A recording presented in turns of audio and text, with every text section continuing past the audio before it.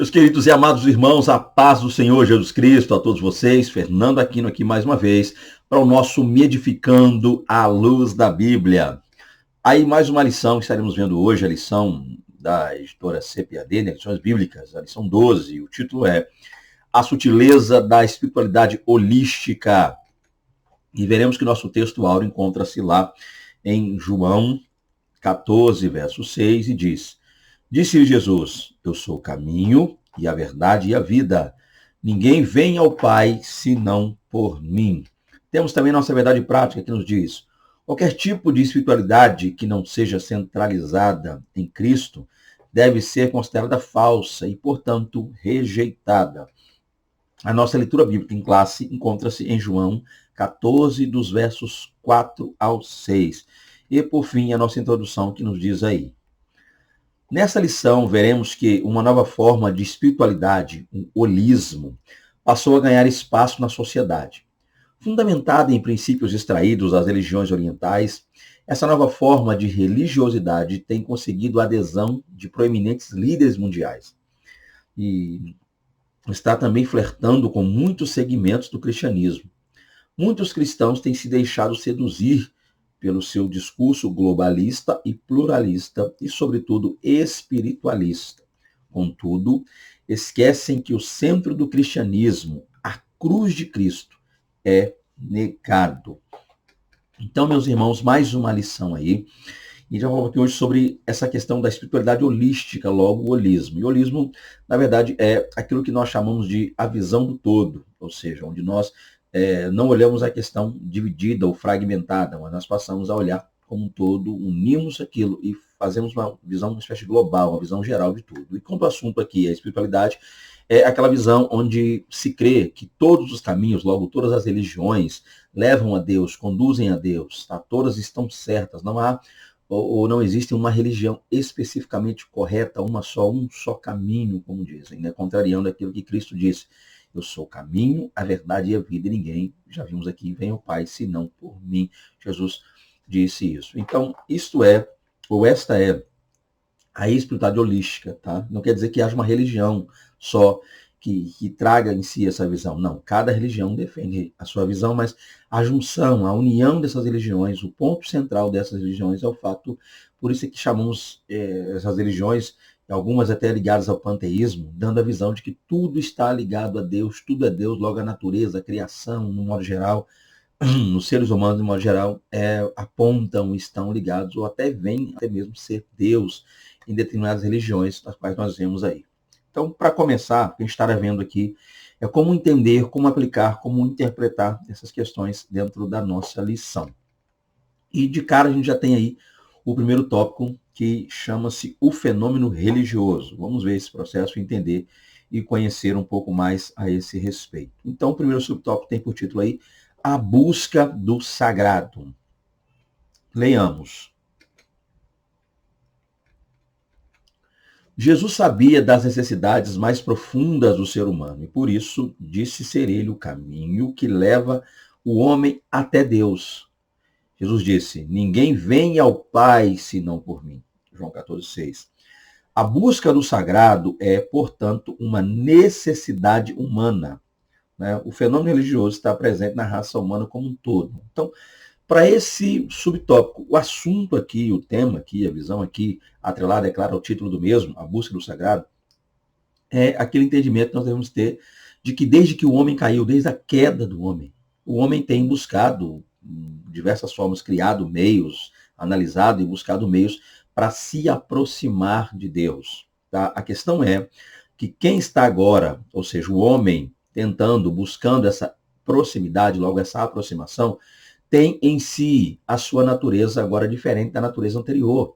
Já visto o fato de que quando Adão fora criado uma natureza perfeita. O mesmo se deu com Eva. Adão e Eva logo foram criados uma natureza santa, perfeita, sem pecado, sem a presença do pecado em seus corpos, logo em sua natureza. Tá? Sua alma, seu espírito e seu corpo não haviam ainda experimentado o pecado, não conheciam o pecado. Portanto, o que nos chama a atenção é que, após a queda, o homem, a gente vê casos aí, os seres humanos aí, primeiro caso dessa busca, a gente pode constatar com o fato de Caim e Abel terem levado sacrifícios até Deus, trazido até Deus sacrifícios. Deus rejeitou o sacrifício de Caim pelo fato de que Caim, João vai dizer isso, epístola, que Caim era do maligno e as obras de Caim eram más. Então, o Deus rejeitou Caim e, por conseguinte, só depois, então, a sua oferta. Então, a rejeição partiu no quesito de que Deus olhou para a natureza de Caim, viu maldade em Caim, por isso rejeitou a oferta. Não pela oferta em si, mas por Caim.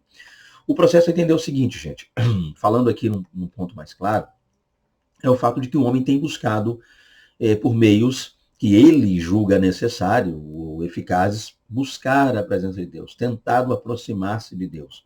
Porém, como a gente já viu aqui, com a natureza pecaminosa, há esse problema, essa dificuldade, tá? Então, Cristo vem agora dizendo que ele é o caminho. Isso que é maravilhoso, ele é a verdade. Então, existe um caminho que conduz o homem a Deus. Esse caminho é Cristo. Existe uma verdade dentre tudo que se chama de verdade. Aí existe uma verdade absoluta. E Cristo é essa verdade absoluta. E ele disse ninguém. Interessante que Jesus falou ninguém. Entendamos que é ninguém mesmo. Ninguém vem ao Pai. Não há como ir ao Pai. Não há mérito humano, não há meios humanos, não há religião nenhuma que conduza o homem diretamente a Deus. Quem faz isso é Cristo. Cristo é o caminho para que nós nos aproximemos de maneira plena, correta de Deus, como Deus quer. Outra coisa que é interessante, Jesus vai focar aqui essa questão, né, de ele ser o caminho. Isso é maravilhoso, gente, porque a gente passa a entender que não há meios, não há outras formas. E aqui, falando da lição, a busca do sagrado é, portanto, uma necessidade humana. Então, o ser humano tem buscado, tem tentado, né, embora saibamos que o pecado, ele afasta o homem de Deus. Tá? O pecado ele tem como função primária, se a gente pode dizer assim, afastar o homem de Deus, fazer com que o homem se distancie a cada momento, a cada instante mais de Deus. Né? Como ele diz, os vossos pecados, vossas iniquidades fazem separação entre mim e ti. Tá? Isso que é interessante, Deus falando ali. Por fim, o fenômeno religioso está presente na raça humana como um todo. Então, a gente tem visto religiões erradas, modos errôneos, maneiras estranhas de se buscar a verdade, sim, isso também é uma prova de que o homem tem buscado a seu modo Deus, ou deuses, que a gente pode falar assim, que é o mais correto, né? Aqueles que não conhecem a Cristo Jesus, aqueles que não se entregaram a Cristo, aqueles que não têm em si a ação gloriosa, salvadora, salvífica, né, ali de Cristo, ou seja, e Pai, Filho e Espírito atuando e agindo no seu ser de maneira plena e santa, essas pessoas buscam para si deuses, né? Elas acabam buscando lá. Então essa visão de religião, essa busca pelo sagrado é algo presente, é algo que a gente percebe na raça humana. Continuando aqui, vemos que esse assunto já nos dá vazão, ideia para continuarmos e explicarmos, logo aplicarmos melhor o subtópico 2, ali que é Deus e os deuses. Tá? Vamos ver esse ponto aqui mais claramente. Deus e os deuses. Por não conhecer o verdadeiro, o Deus verdadeiro, que se revelou nas páginas da Bíblia e de forma especial na pessoa bendita de Jesus Cristo, o homem acaba por buscar e adorar os deuses falsos. Por exemplo, o apóstolo percebeu isso em Atenas, né? O apóstolo, no caso, é Paulo. E enquanto Paulo os esperava em Atenas, o seu espírito se comovia em si mesmo, vendo a cidade tão entregue à idolatria. É justamente nessa carência espiritual de preencher o anseio mais profundo da alma que a humanidade é enganada pelo diabo. Então nós temos outro assunto agora atrelado ao primeiro. Qual que é o assunto de agora? É o fato de que a gente começou falando que o homem tem buscado o sagrado, buscar no Deus, ou a seu modo tentar se aproximar de Deus. Desde que o pecado entrou no mundo, causou essa ruptura, e Paulo fala isso aos Romanos 5:12, perdão, melhor dizendo, Paulo diz isso, né? Como o homem entrou o pecado no mundo, o pecado trouxe a morte passou a todos os homens, e por isso todos pecaram. É um texto muito conhecido. E a partir de então, o homem tem tentado se aproximar de Deus, porém com a natureza falha e pecaminosa. E essa natureza falha e pecaminosa, que adentrou, passou a existir no homem, passou a ser inerente ao homem, só irá acabar na chamada glorificação, 1 Coríntios 15, leia isso para entender melhor. Mas o que é o ponto-chave aqui? É o fato de que o mesmo ser, o diabo, que seduziu, enganou Eva, a ponto de Eva comer do fruto e dar o fruto a Adão, também é o ser que ainda atua enganando as pessoas. O que ele tem feito?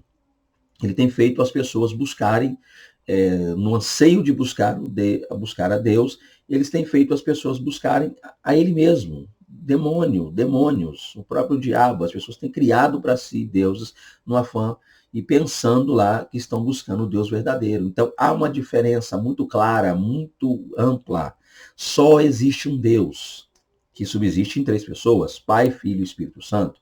Porém, quem não entende isso, quem não percebe isso, logo quem não compreende tal questão, acaba no afã de buscar a Deus, buscando deuses.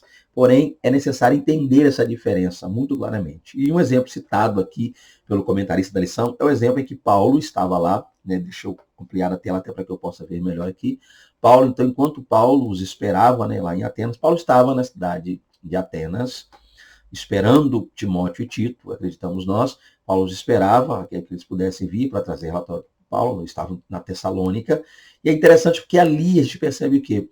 Paulo então começa a passear por aquela cidade, passeando por aquela cidade, Paulo vê ali vários templos erguidos, e um desses templos estava erigido ao Deus desconhecido. Isso que é interessante.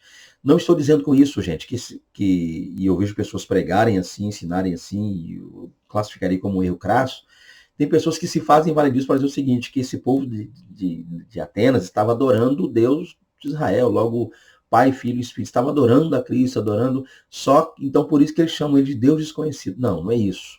A questão é que eles adoravam seus deuses, havia todo um panteão de deuses lá na Grécia, também o mesmo se fazia valer em Roma, porém esses atenienses pensaram consigo, e se nós adoramos Zeus, Hermes, Atena, adoramos vários deuses, e se porventura há um Deus que nós não conhecemos?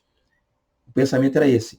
E se houver dentre todos os deuses algum Deus que nós não conhecemos? E se nós estivermos errando, falhando em não adorar esse dito Deus que nós não conhecemos? Então, ergueram um templo ao Deus desconhecido. Só que o que eles não sabiam e o que Paulo se faria valer disso. Paulo, então, para nós como pregadores, para nós como missionários, é maravilhoso entender o ambiente onde nós estamos. Paulo, numa percepção muito grande, tremenda, Paulo se faz valer disso, do fato deles serem muito supersticiosos, logo religiosos também, por assim dizer.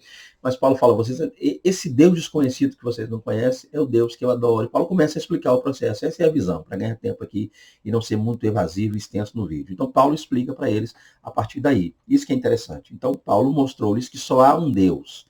E que, ademais, todos os deuses que eles adoravam não eram deuses. Na verdade, nós entendemos que eram demônios. Ou seja, seres criados por eles, para que eles pudessem adorar. Então, escrevendo aos Romanos, Paulo falou sobre isso, né? Deixaram de adorar o Criador para adorar a criatura. Então, logo, adorar o sol, adorar as estrelas, os astros, adorar pessoas, adorar divindades criadas, adorar rios, mares, terra. Então, isso é um erro terrível. Tá? E é justamente nessa carência, diz para nós aqui o texto, é justamente nessa carência espiritual de preencher o anseio mais profundo da alma que a humanidade é enganada pelo diabo. Então é aí que o diabo entra com o seu engano, é aí que o diabo entra com o seu engodo, quando as pessoas, no afã de buscarem espiritualidade, no afã de viverem melhor, no afã de buscarem uma vida em sintonia, até alguns com a natureza, com a criação, é nessa hora que o diabo vem, entra e implanta ali seus falsos e terríveis ensinamentos. Então a gente parte aqui agora para aquele que é o nosso segundo tópico, onde nós veremos aí a espiritualidade humana e sua necessidade de expressão. Então, o que a gente precisa entender aqui? O ser humano é um ser espiritual. Embora nós já entendemos aqui, embora a gente já percebeu que existe a verdadeira espiritualidade, logo também a falsa espiritualidade, existe o Deus verdadeiro, logo os falsos deuses.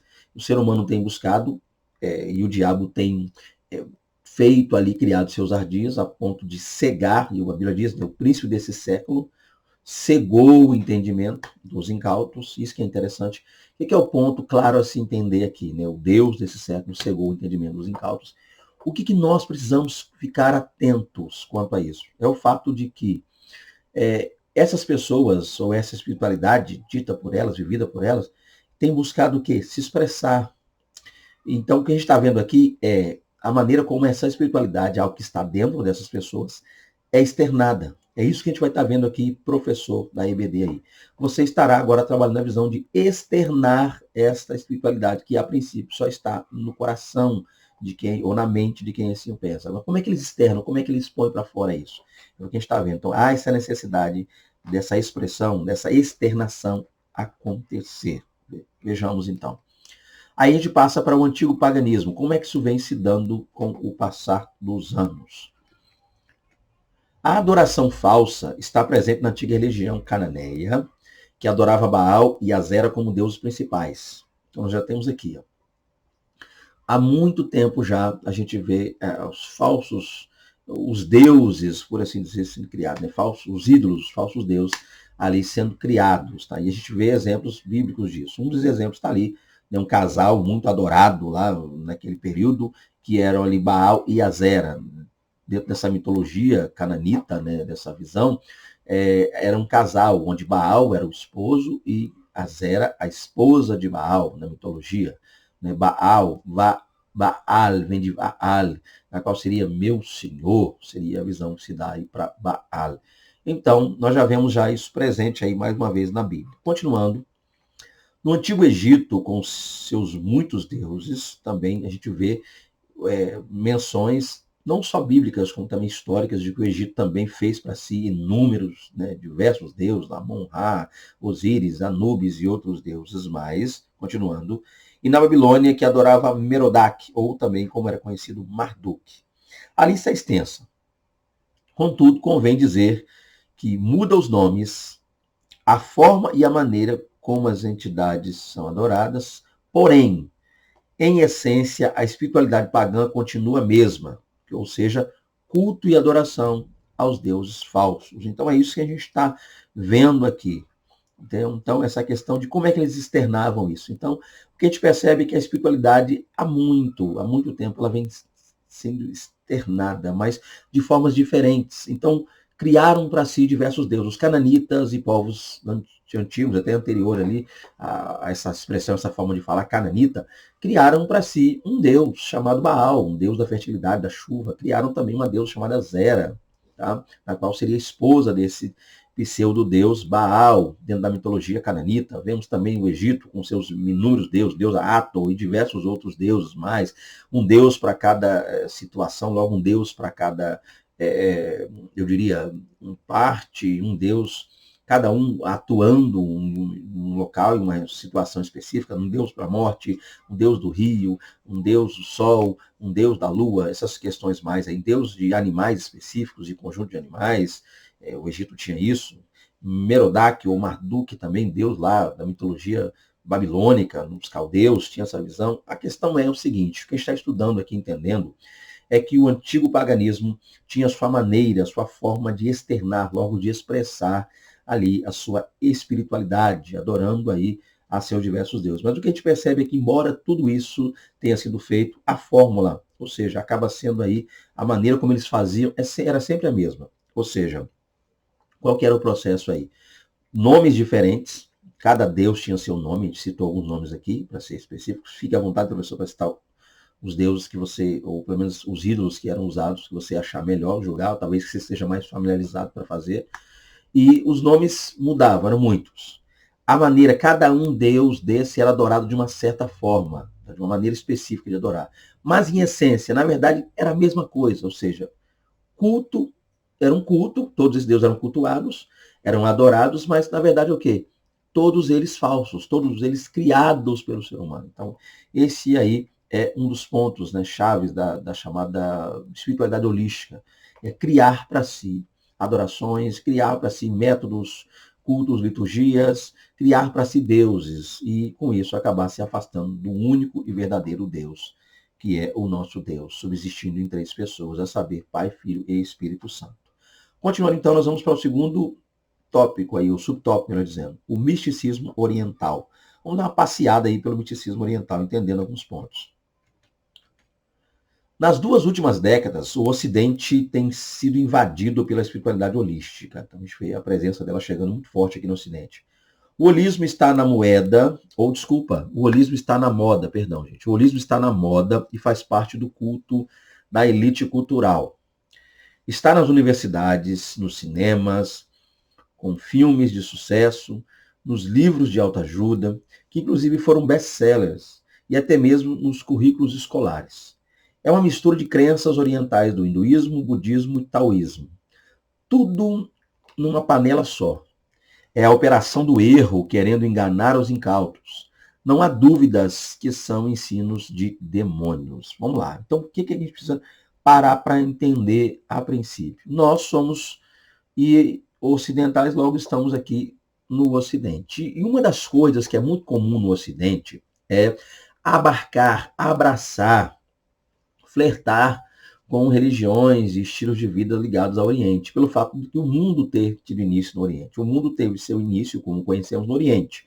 Partindo da Bíblia, a gente vê, né, o Éden, há quem acredita que o Éden estava naquela localidade próxima ali ao Iraque. Então, tem essa questão, né, e aí a turma da arqueologia, da história, explica e traz pontos, há muitas questões teológicas quanto a isso, mas o ponto é que o mundo começou ali, como conhecemos, e espalhou-se, né? Então você pega ali os filhos de Noé, Sem, Cã e Jafé, tendo a ideia de que Sem criou o povo semita, ficou próximo àquela região, Cã teria sido uma boa parte da África e outras localidades, inclusive ali próximo também ao Oriente, e também o fato de que, segundo consta, Jafé teria originado os povos europeus, é o que a gente ouve e estuda geralmente na teologia básica, onde entender um ponto mais isso aí. Mas o que a gente precisa compreender aqui para nós, o que vale de ensino? É que há muito, né, nós ocidentais temos olhado para o Oriente. Inclusive, a gente percebe muito uma grande influência de questões ligadas a até mesmo o judaísmo, embora não esteja aqui, mas o judaísmo também está muito presente, embora o comentarista tenha citado o hinduísmo, o budismo, o taoísmo, mas o judaísmo é muito presente, embora, é claro, a diferença está no fato que o judaísmo não é politeísta. Os demais a gente vê aí essa mistura, panteísmo e outros mais. O judaísmo é muito claro. Mas o ponto é que culturas, eu quero chegar na parte cultural, para depois falar da parte espiritual, logo a parte religiosa. Culturalmente, nós ocidentais temos olhado muito para o Oriente. Né? É perceptível, né? As formas de se vestir de alguns ocidentais imita a forma oriental, a forma de falar e as questões quanto a cumprimento, questões ligadas à tecnologia, muito se tem olhado para o Oriente. E uma das coisas que se tem olhado é para a religião. Então a gente sabe que as religiões orientais são religiões voltadas muito nessa mistura entre o homem, logo a criação, a saber, a natureza. O homem e a natureza se misturam muito. Tanto é que o panteísmo nessas regiões é muito forte, tá? Onde pan é tudo, né? Teísmo, Deus, então tudo é Deus, Deus é tudo. Então essa mistura entre, segundo eles, o Criador e a criatura, logo tudo passa a ser Deus. O que a gente percebe é essa mescla, essa mistura, essa influência muito forte oriental aqui para nós, os ocidentais. Né? Os ocidentais têm bebido muito de fontes orientais. E isso é interessante. Vamos falar um pouquinho mais sobre isso no holismo.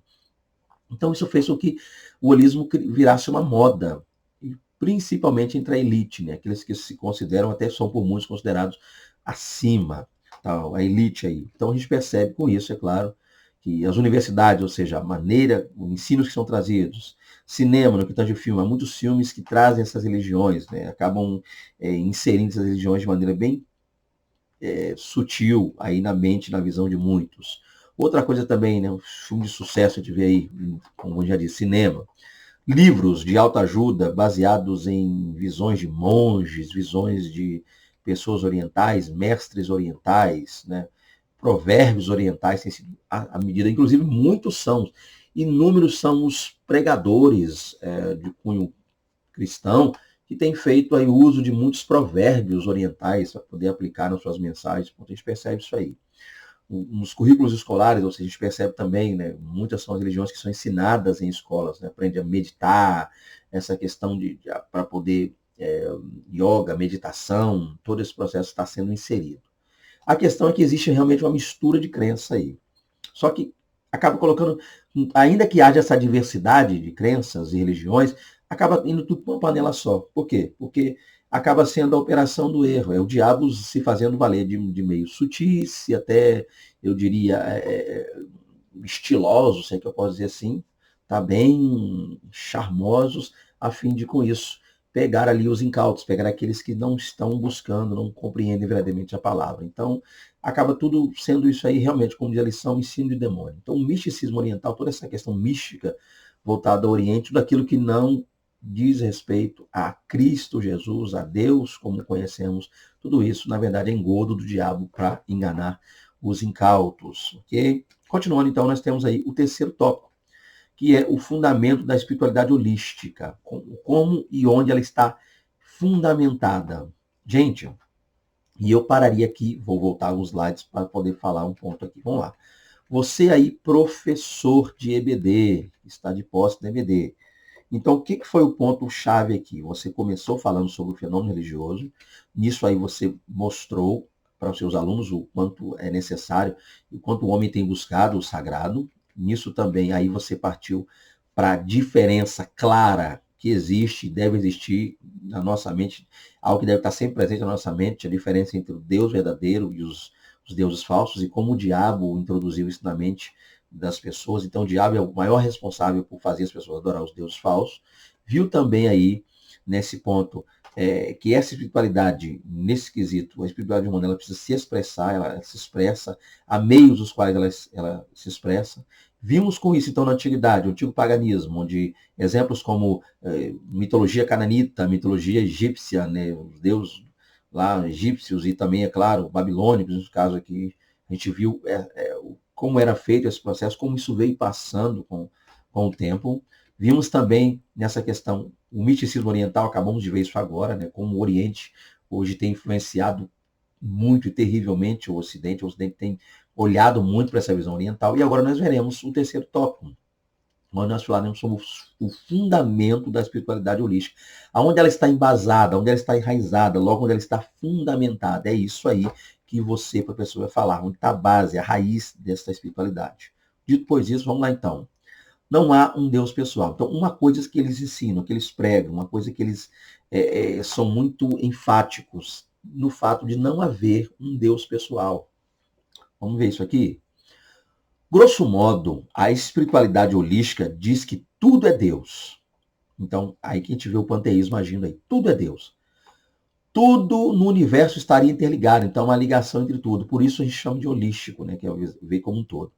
Assim, o divino, o homem e a natureza são uma coisa só. Então, Deus, o homem e a natureza acabam se interligando no quesito de ser uma só coisa. Portanto, é uma espiritualidade panteísta. Não há um Deus pessoal que se revelou na Bíblia, nem tampouco um Salvador pessoal, nesse caso Jesus Cristo. Ainda que para os adeptos dessa crença, Jesus, Alá, Javé, Buda, Shiva ou um xamã são nomes diferentes para uma mesma entidade, a força cósmica que habita o universo. Então, olha só o perigo que nós incorremos e entender a ponto de explicar às demais pessoas quanto a isso. Então, um dos fundamentos, né, da espiritualidade holística é o fato de que não existe um Deus pessoal. Então, eles vão contra o que a Bíblia ensina. No princípio, criou Deus, o céu e terra. Ou seja, a Bíblia já começa apresentando Deus. A Bíblia não foi escrita originalmente para provar a existência de Deus. Muitos tentam fazê-lo e acabam não conseguindo, porque a Bíblia já nos apresenta Deus. Então você precisa ler a Bíblia crendo, tá, que Deus existe. Deus não está preocupado em usar a palavra para dizer, olha, eu preciso provar que eu existo. Deus não está preocupado em provar a sua existência. É como que ele devesse isso a nós, né? É obrigação dele provar que ele existe. Logo, ele tem que criar meios para provar. Não. A verdade é que a Bíblia nos apresenta Deus como um ser, um pessoal que existe. E nós aprendemos a partir do Novo Testamento que esse Deus que se apresentou ao mundo no Antigo Testamento é, na verdade, agora apresentado a nós, em essência, sendo três pessoas, Pai, Filho e Espírito. Então, pronto, Deus. Ok, Deus, um ser pessoal, essa é a verdade. Então existe sim, biblicamente nós temos essa visão. Porém, essas religiões dizem que não, defendem que não, apontam que não, tentam mostrar que isso não acontece, logo isso é uma inverdade. Deus não existe como ser pessoal. Então aí está um grande problema. Então, Cristo, logo não seria Deus, já visto o fato de que Deus não é um ser pessoal. Então, para eles também, como se não bastasse o fato de não haver um ser pessoal, aquele que nós chamamos de Deus, ou seja, Jesus, tá? A pessoa divina, a segunda pessoa da Santíssima Trindade, assim nós o chamamos, também é só mais um profeta, ou pelo menos para quem crê que Jesus teria algo místico, ele seria como Alá, um Javé, um Buda, Shiva, lembrando que Javé é da visão também do Deus Yahvé, o Deus de Israel. Acaba sendo tudo a mesma coisa, é a visão que eles têm.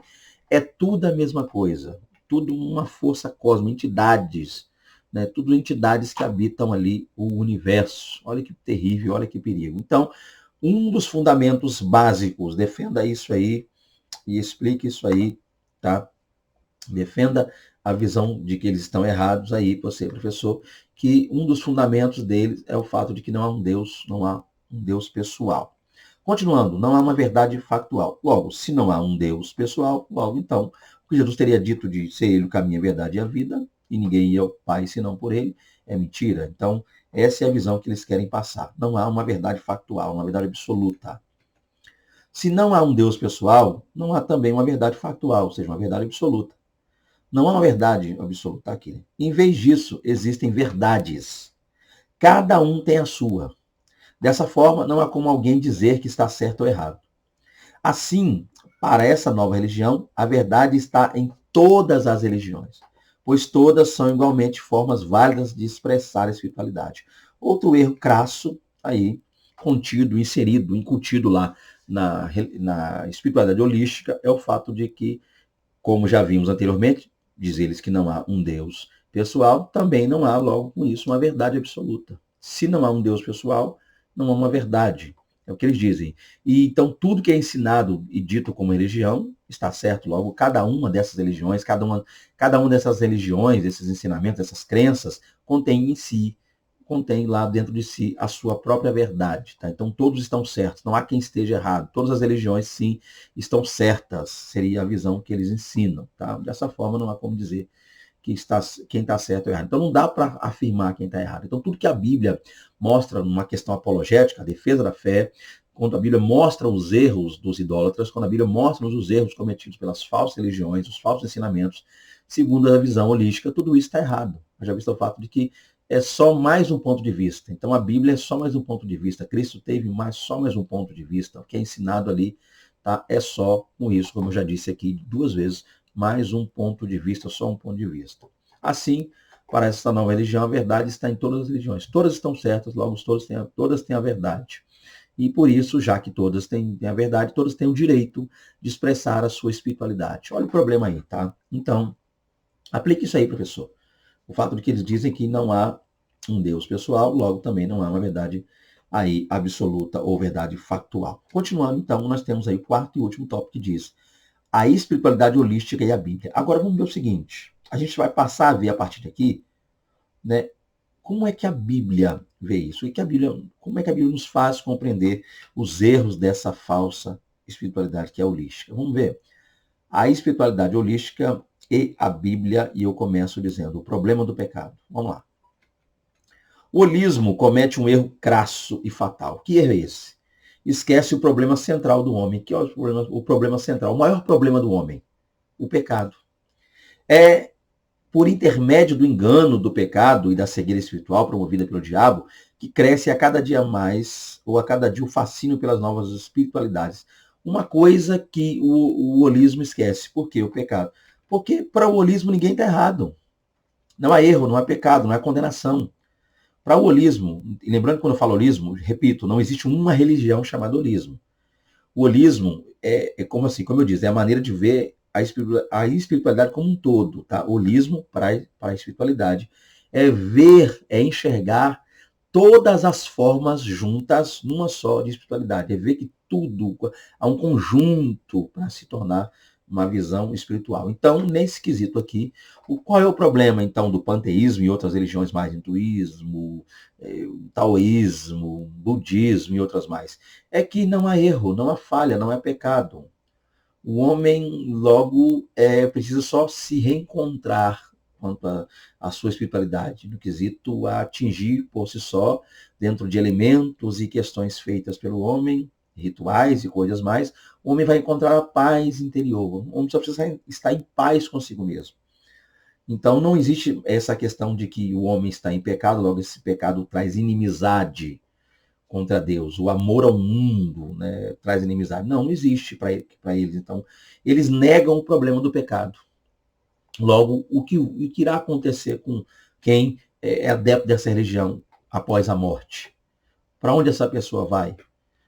Como ela irá passar e onde? Como e onde irá passar a sua eternidade? Como e onde com quem irá passar a sua eternidade? Então é um ponto que eles se esquecem, é um ponto que eles não defendem, é um ponto que eles não mostram, um ponto que eles não apresentam, tá? Isso é uma forma meio de que tentar esquecer o erro e a falha humana e tentar viver e levar uma vida melhor aqui, tendo a ideia de que no porvir não haverá mais nada. O homem está bem consigo. Ele só precisa buscar a paz e a cura interior, a paz interior. Olha o problema aí. Então, eles negam, eles erram no quesito de que eles se esquecem ou fingem esquecer que o homem é um ser que tem uma natureza pecaminosa e, portanto, precisa de Deus, precisa dioturnamente, precisa a todo momento de Deus, tá? É um erro que eles cometem. Então, eles apagam e o problema do pecado. O homem está em pecado, sua natureza é pecaminosa e o homem precisa de Deus. Só Deus pode nos limpar, nos lavar completamente do pecado. E só Deus fará em nós a glorificação, onde Deus arrancará tudo que é corruptível e tudo que é mortal deixará de ser mortal e tornar-se-á imortal. Então, glorificação, amém? Que só vem por intermédio da entrega a Cristo. E é isso, eles se esquecem. O seguinte também, um salvador pessoal. O homem precisa ser salvo, mas por quem? O homem precisa de um salvador pessoal. Vamos ver isso aqui. Outra coisa que eles negam também, tá? Ao ignorar a existência do pecado e, consequentemente, a punição eterna, não vem necessidade de um salvador. Cristo é descartado. E ainda, ao entrarem em contato com espíritos enganadores, que pensam ser forças cósmicas, entidades espirituais, impessoais, sentem-se confortáveis nessa modalidade religiosa. Outra coisa que é interessante também, o quê? O fato de que, já que eles...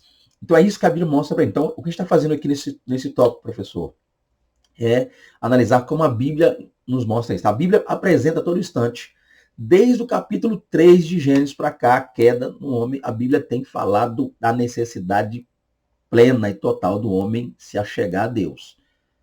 Antes do capítulo 3, capítulos 1 e 2, criação 1 e 2 é para mostrar como o homem era anteriormente. Então o homem precisa voltar a ser quem era e daí para melhor com Deus. Esse é o ponto. Aí o que a gente percebe é que eles negam isso, eles ocultam isso. Tá? E uma vez ocultando a vida e a natureza pecaminosa, acaba também ocultando a necessidade de salvação, de se achegar a Deus, de uma limpeza no que tange santificação, e negando isso, eles acabam negando também que o homem precisa de um salvador, pessoal. Então, Cristo, nesse momento, é descartado, é negado. Todas essas religiões negam logo a eficácia do sacrifício de Cristo, a necessidade do mesmo, logo a eficácia do sacrifício. Isso que é interessante, o erro que eles cometem ainda, tá? Então, sem contar o fato de que eles não se vão a Cristo e, ao contrário, ao invés de fazê-lo, vão buscar lá nos seus chakras, seus espíritos, seus demônios, seus pensamentos, suas forças cósmicas, suas entidades vão buscar ali o que precisam e se sentem, como diz aqui, confortáveis. Acham que estão bem, dizem ter encontrado a paz fazendo isso. Então, tá aqui, gente. Essa aqui eu diria, né, fechando aqui, mais uma lição, é o que a gente viu aqui. Vamos estar lendo a conclusão para fechar a nossa lição. Vamos lá. Vimos que a nova espiritualidade, ou espiritualidade holística, é uma forma de expressão do panteísmo. Assim, nessa forma de expressão religiosa, é possível entrar em contato com as forças da natureza, com as energias cósmicas do universo, conhecê-las e até mesmo domesticá-las. Contudo, Cristo, a revelação máxima de Deus, não faz parte dessa nova espiritualidade. Então tá aí, né, gente? Mais uma lição. E espiritualidade holística. Tá aí, deixando para vocês o meu contato mais uma vez. Quero aqui só fazer uns agradecimentos. Deus abençoe a todos vocês. Um prazer estar com vocês aqui. Desejando contactarmos para estar com vocês nas igrejas de vocês, CAPED, Seminário Teológico, Estudo Bíblico, palestras para homens, jovens, palestras para mulheres. E minha esposa, quem ministra palestra para as mulheres. desejando contactar-nos, estamos aí à disposição. Deus abençoe a todos vocês. Está aí nosso contato. 27, porque fala do Estado do Espírito Santo, 99930-8767. Amém? Que Deus abençoe a todos vocês. Um prazer estar aqui. Até a próxima aula, querendo Deus, em nome de Jesus. A paz do Senhor Jesus. A paz do Senhor Jesus.